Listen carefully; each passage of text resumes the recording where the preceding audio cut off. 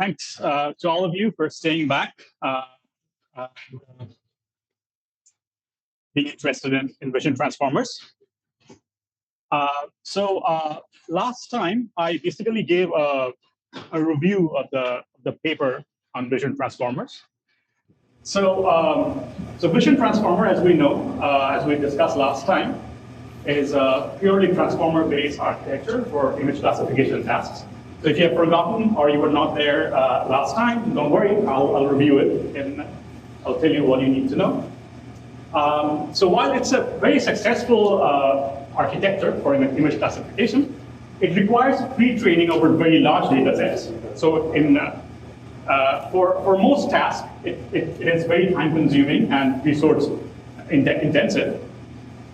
So it's a fair question as to ask whether one can have modifications to the vision transformer architecture that can speed up training and inference. So this is the basic question that we're going to try to answer. Now, in transformers, we know that the default normalization technique is that of layer norm. I'll explain what that is in a little bit. But for deep neural networks and for CNNs, there is another kind of normalization that's used as a default, and that's batch norm. And batch norm was found to have a few really nice properties. Namely, it was shown to have faster convergence. It was shown to stabilize deep neural networks at very high learning rates.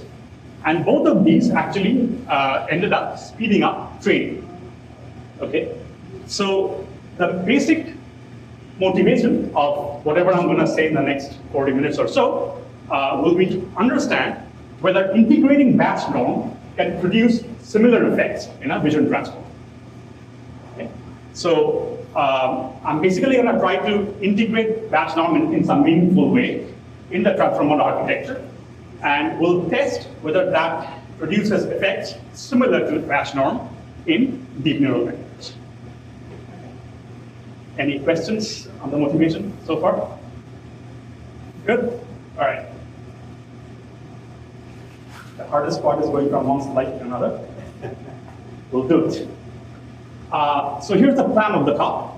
So I'll first review batch norm in a deep neural network, focusing in particular on this aspect of faster convergence and stability at high learning rate, what they really mean in a concrete situation.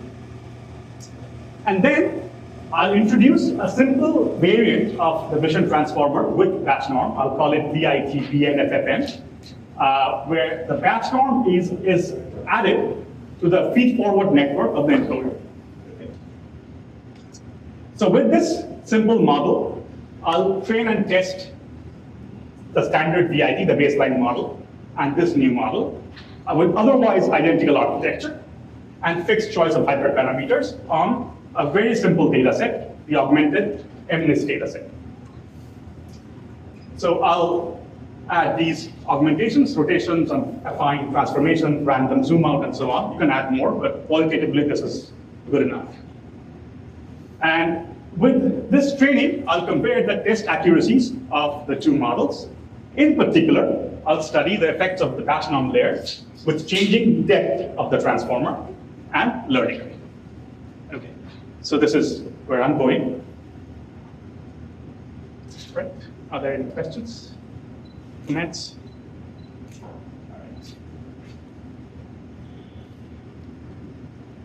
All right, so let me quickly review batch norm. I'm sure all of you are familiar with this, but just to set up the notation. So think of an activation that is a 2D tensor of shape B times L. And A is an index which labels the batch. So it goes from 1 to B, and I is the index that labels the feature, goes from 1 to L. So batch normalization involves the following steps. First, for a given feature, you take the mean and variance over the batch. It's given in this step.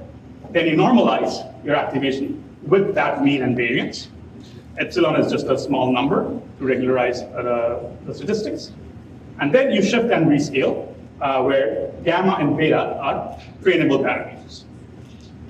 Now for CNN, when your data has some spatial extension as well, so it's a 4D tensor of this shape, then we compute statistics over the mini batch size, B times H times W. So whatever is not the feature dimension, you basically take statistics over that.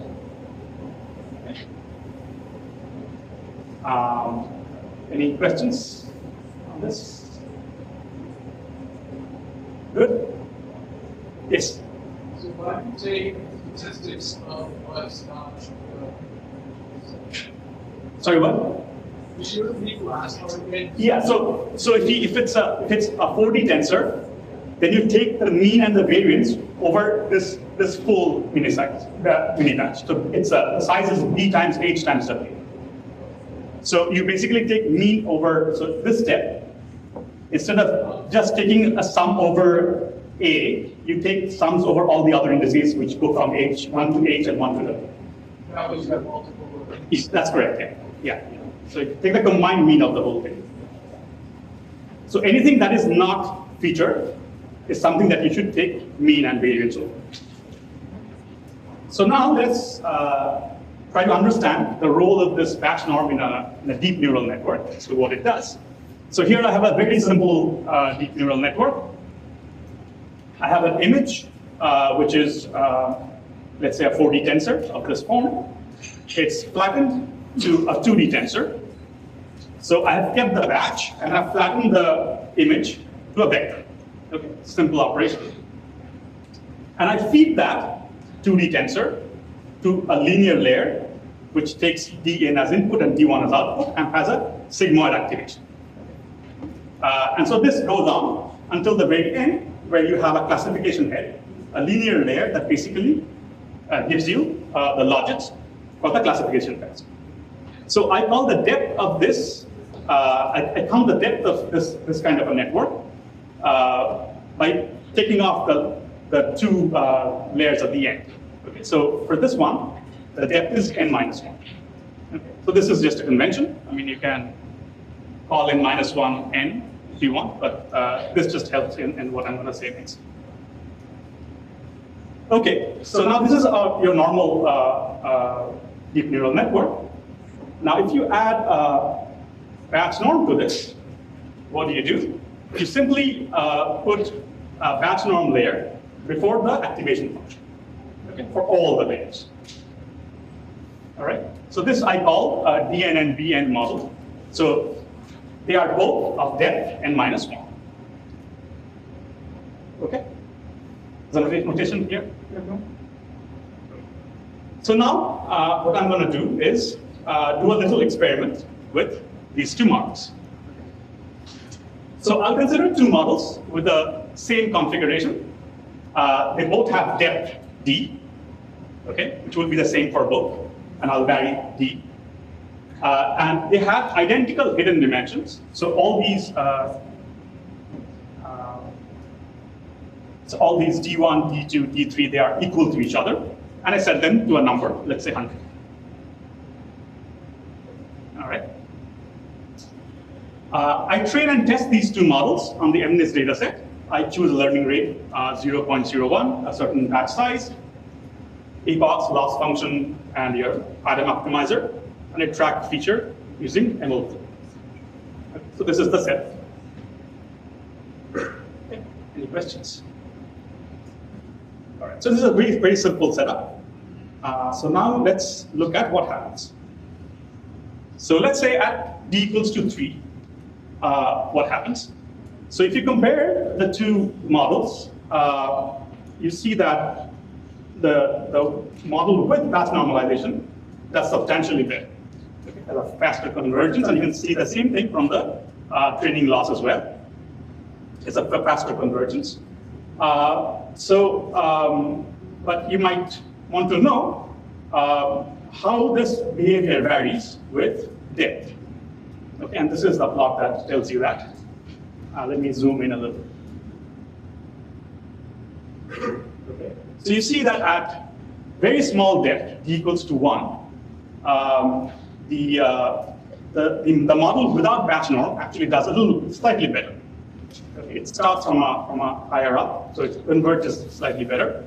At d equals to 2, the model with batch norm actually surpasses the baseline model. And for d equals to 3, it actually starts doing substantially better. And at d equals to 4, the margin actually widens. So here we see that with increasing depth, the model with batch norm actually converges much faster.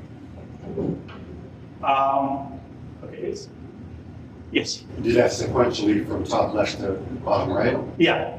So D1 means step 1, and D2 And means there's nothing in between it, so it's moving that much. yeah. So 1, 2, 3, 4.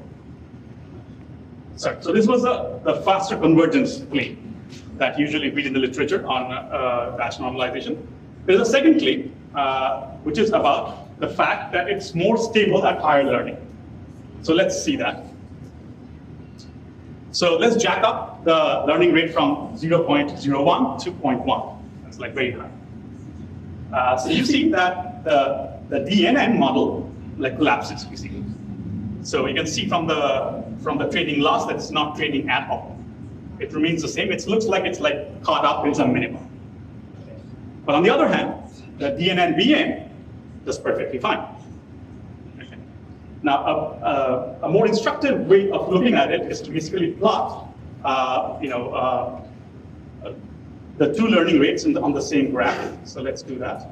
So here, what I'm doing is I'm plotting the same model at two different learning rates.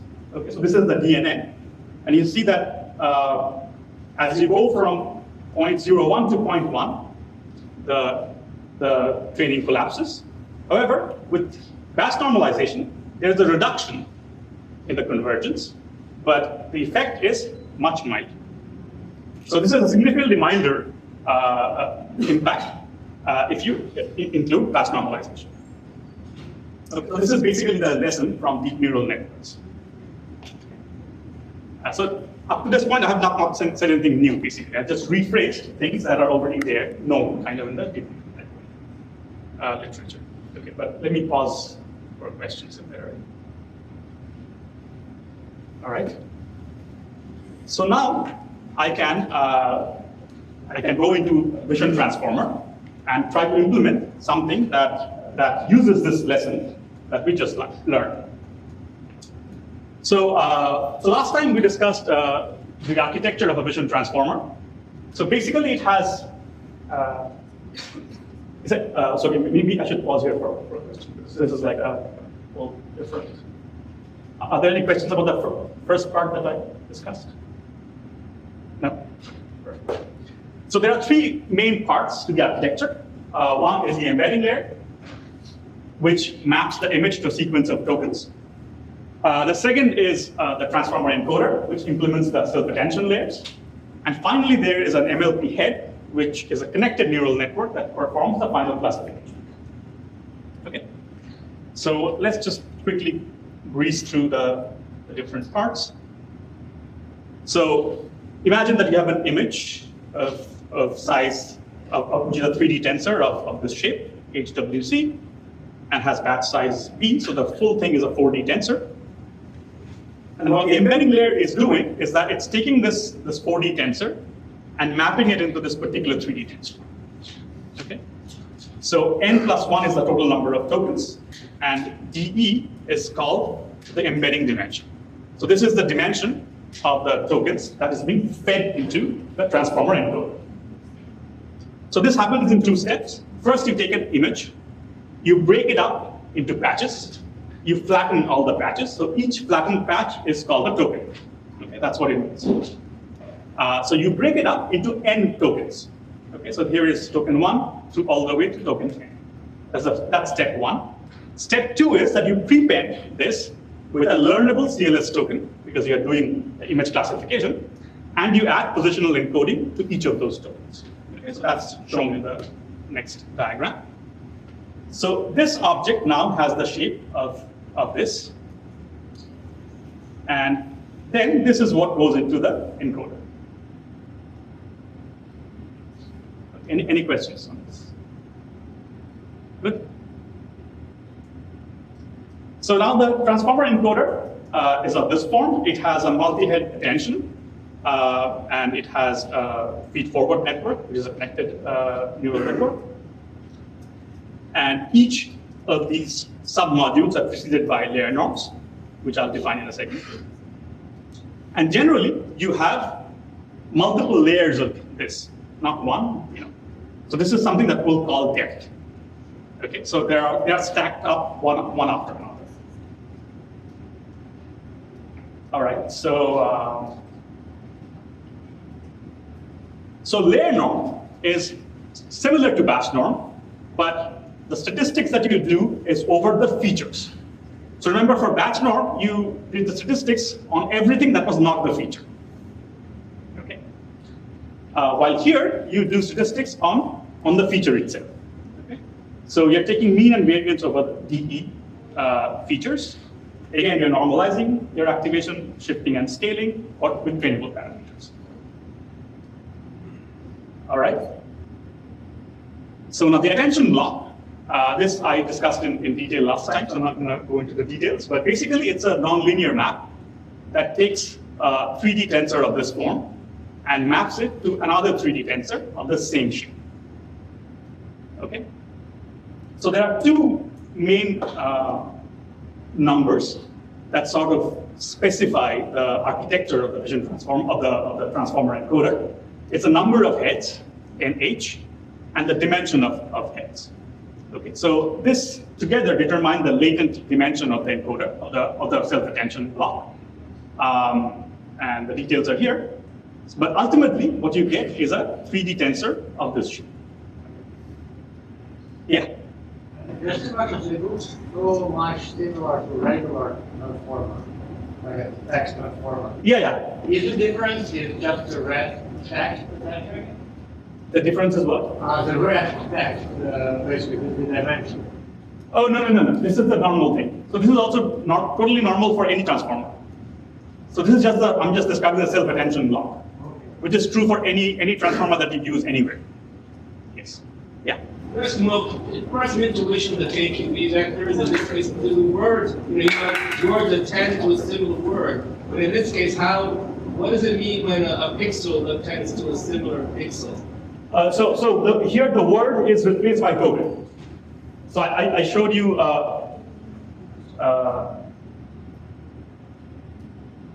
this configuration. So here each token is a word. Okay, that's how you should think about it. 16? That's correct. Yeah. So you think about it. Think of a picture as a sentence. It's a collection of tokens. So there's fundamentally no difference. Okay. All right. So so we discussed the attention block. So now let's discuss the feed-forward network. So the feed-forward network is very simple. It has basically also implements a nonlinear map of a 3D tensor and transforms it to the same shape. So it has two linear layers. So remember that the input is a vector, basically a 3D tensor, but one of its dimension is DE. So there are two linear layers, and there's a JLU activation function.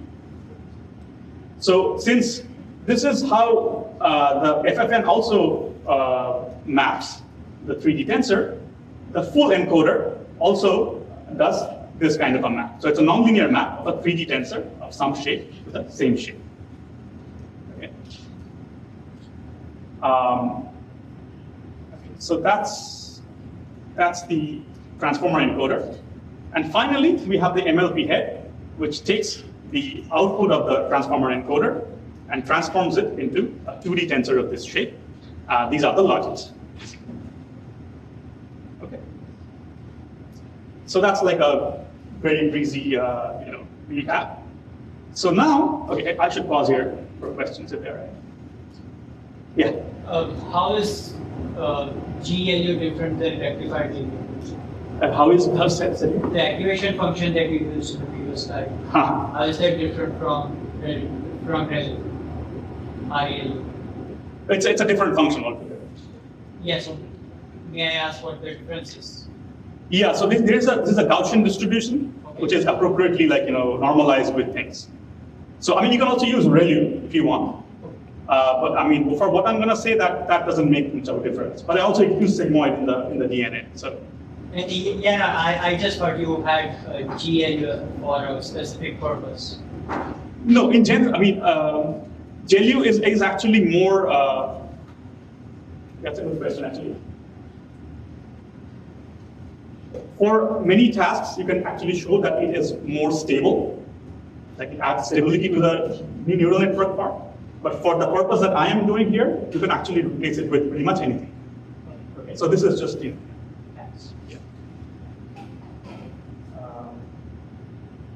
other questions? Comments? So is there any particular scenarios where you use JLU instead of RLU, where it is more preferred? For JLU? Yeah, JLU, it makes it more stable. So if you have more data, like more complex data set, like generally, you're using let's say for NLP tasks, for sure you have to use JLU. But I'll be doing augmented MNIST, so it shouldn't matter. Okay, so now let's introduce the model, the vision transformer, integrated with batch norm. So here, what we do is that we omit the layer norm that was preceding the feed-forward network, and instead we add a batch norm between the two linear layers before the activation function. Okay. So note that the linear layer is, as I said before, it's acting on this third dimension, right? So it's not touching the first two dimensions, it's acting on the third dimension, transforming it from a dimension DE to DMLP. So DE to DMLP. So then it makes sense from the analogy of deep neural networks that we just studied to take DMLP as the feature dimension for batch. So which means that we'll compute statistics over the mini batch of size B times n plus 1. Okay, so everything that was orthogonal to the feature dimension will have to be summed over. Okay, so this is a case where you have a mixed normalization technique, where in the multi-headed self-attention you have a layer norm, and in the FFN you have batch norm. Okay. So now the fact that I have chosen to do statistics over a mini batch of this size is actually a choice. I mean, it's something that you probably could have done without if you had but this is more of using the sort of the intuition of convolutional neural networks that we usually do. So what this is telling you is that if you pick a feature map, then the mean that you're computing is not being computed locally. It's actually the global mean, which takes information from all the tokens. Now, for convolutional neural networks, this was kind of necessary, given how the translation index is. Here, it's not necessary, but here it's a choice. But for now, I'm making that choice. All right. Any questions, comments on this? All right, so that's the model. So now let's dive into some experiments. So we will compare these two models, but since we are interested in understanding what the batch norm does, we'll keep the model configurations exactly the same. Otherwise, just the batch norm, of course, is the difference between the two. But so we'll take a batch size 7, which means that the number of tokens is 17. We'll pick embedding dimension 64. There are 8 heads, each of dimension 64, and this is the hidden dimension of the feed-forward head. This is the same for both models. The only thing that's variable is the depth, d. All right?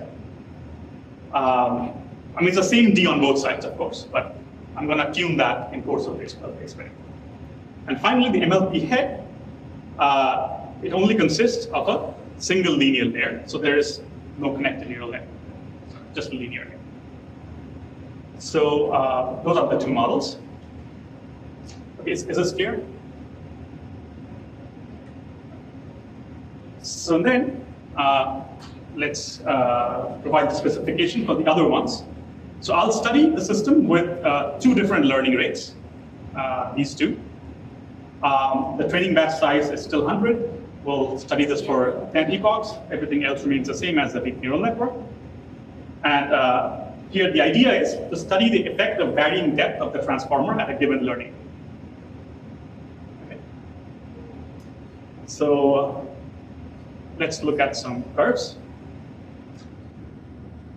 So let's start with the lower learning rate, 0.003. And here we, let me zoom in. Here we study, compare the two models at 4 different depths, 4, 5, 6, 7. So at depth equals to 4, you see that the two models are kind of comparable. So these are test accuracy curves. At depth 5, you see the one with batch norm performing slightly, marginally better. And then at depth 6, you start seeing that the model with batch norm does substantially better. And this trend continues. Okay, so similar to what we learned in deep neural network, it indeed seems to be the case that at sufficiently large depth, you have the model with batch norm performing significantly better in terms of convergence. Just squeeze it back. So what happens if you increase the learning rate?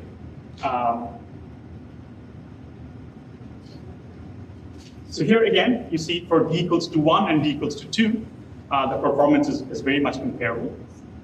At d equals to 3, the batch norm starts marginally performing better, and d equals to 4 onward, it actually surpasses the baseline model by quite a bit.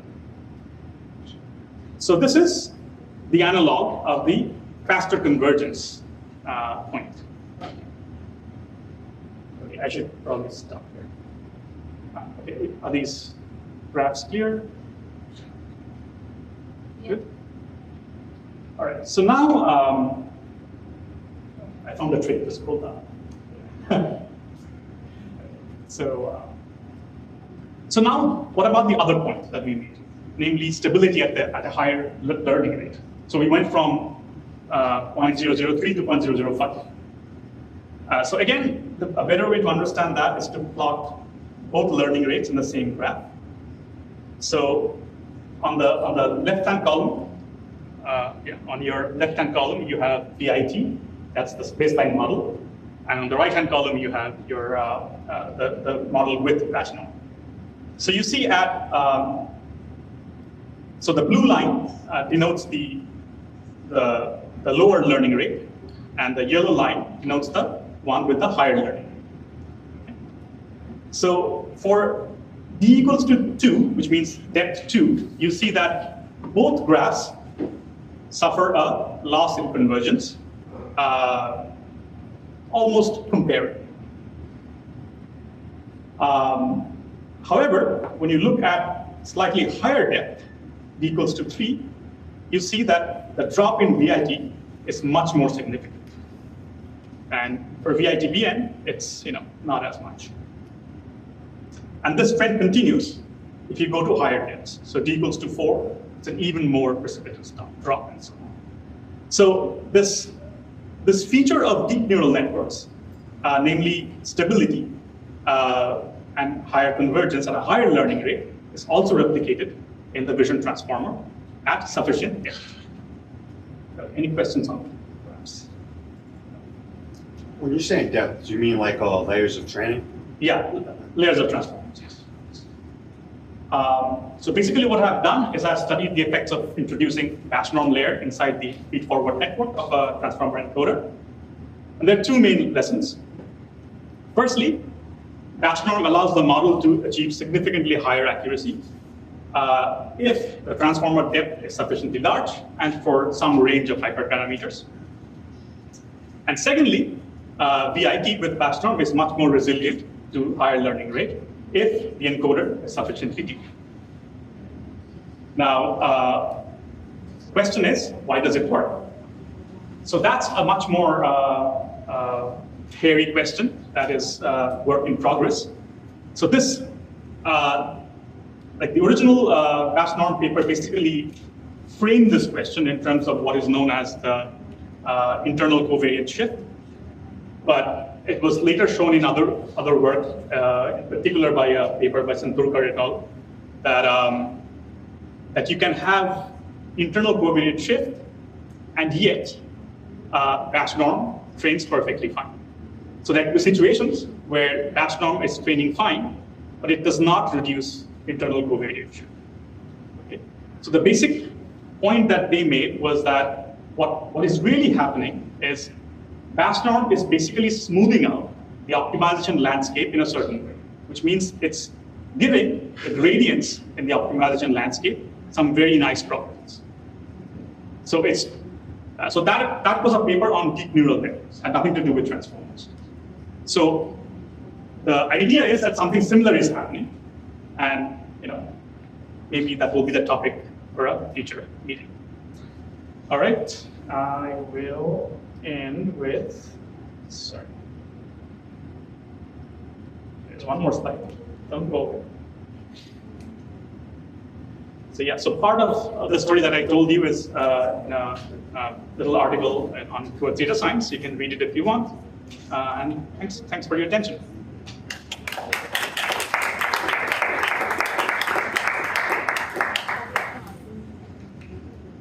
Thanks, Anindya. I'll put the deck and all links and the article in on our Discord channel in our event materials channel. So if you won't mind, reach out to us and I'll put it right through. We have some time for a few questions, so I'm gonna take a few questions if you have. Yeah, this was very thorough, and I really enjoyed learning about the math. I'm trying to connect this practically to where machine learning models are today. Do most state-of-the-art transformers already include this batch norm architecture? No, I don't think so. Okay, so this is new, and so this would be if you were creating your own neural network, and would the takeaway here be always use batch norm, or are there instances where you wouldn't use it? Yeah, so the reason why I'm kind of interested in this is because if you have a lot of resources, you're basically your Google, you're training this huge amount of thing, and you don't care how much resources you use, then you don't probably need any of this kind of thing. But imagine you're a low resource person, then it makes kind of a significant difference to your efforts, whether how fast it trains. So it's kind of with that mindset, So yeah, so if you have a lot of resource, then probably you don't need such a thing. Are there any downsides to using it? So here the way I've used it, I've only used it in the feed-forward network, so there is no downside to it. But imagine you could have imagined that you replace layer norm everywhere in the transformer. Remember that there are layer norms preceding the self-attention block, and there are also layer norms in the embedding layer. So imagine you replace all of that with batch norm. Then I think you might run into trouble unless you do something smart. Because how to integrate batch norm with attention layers is a little tricky. Because when you have attention, because of that exponential signal, what happens is the fluctuation along the batch index, the statistics could be very high. So you cannot do this naive batch norm that I was doing. So you have to do something a little more sophisticated. And there are proposals of that. One is called a power norm. It's a paper that came out a few years ago. And there are variations of that. But you have to be a little more careful. But you can do essentially morally the same thing. Thank you. Yeah. What would you sequence it? A batch norm layer have to say two regular layers? Sorry, say it again. Would you like sequences so that still getting the regular layers, but then the patch norm, say, in between? Yeah, you don't do the zero mean thing. So here, the way I kind of normalized it, you always have to have a zero mean. Just to keep it simple. Yeah, so it's like the way patch norm has been defined, and that's like, you want to have a Gaussian with a zero. I got one more question. Yeah. You think the conveyance could be due to like, batch norm analyzing like patterns that we can't really see and recognize, and then maybe mapping out where something should be going and kind of guiding? Well, the system? there's a little bit of that. So, like any transformer model will be low on inductive bias because it does not see the sort of the translational invariance of the picture. It kind of picks up things. While CNN is very good at picking up inductive bias. So the way I kind of integrated this batch norm, it does a little bit, it has a CNN-like behavior in some sense. So remember, like the way I implemented it, so if I go back to, Sorry, I'll just. no, I'll just so that, So here, remember, like, the way I implemented the batch norm was taking a mini batch of this size. So which means I also integrated over the tokens. Now this is something that you don't usually do in a transformer technology. Okay? The only place where the tokens talk to each other is self-attention.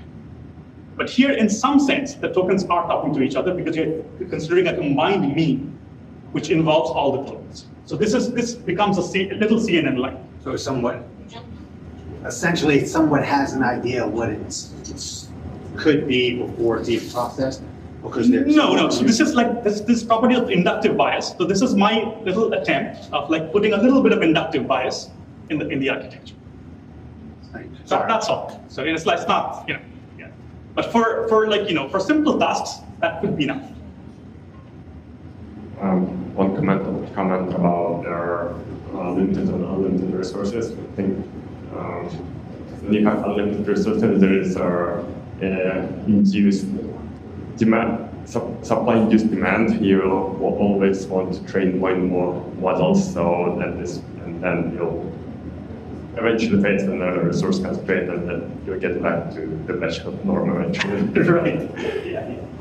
Any questions? Could you please shed some light on the risk of overfitting when using these patch norm layers and mechanisms? Like how the risk is impacted?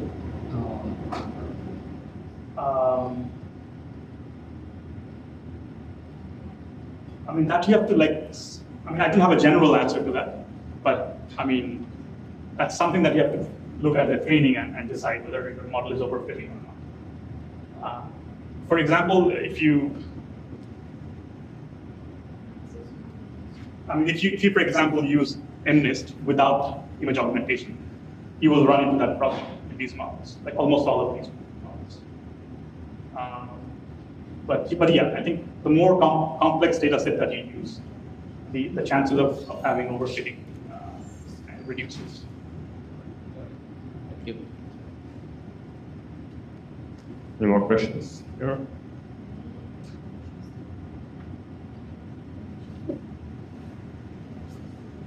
Yes. All right.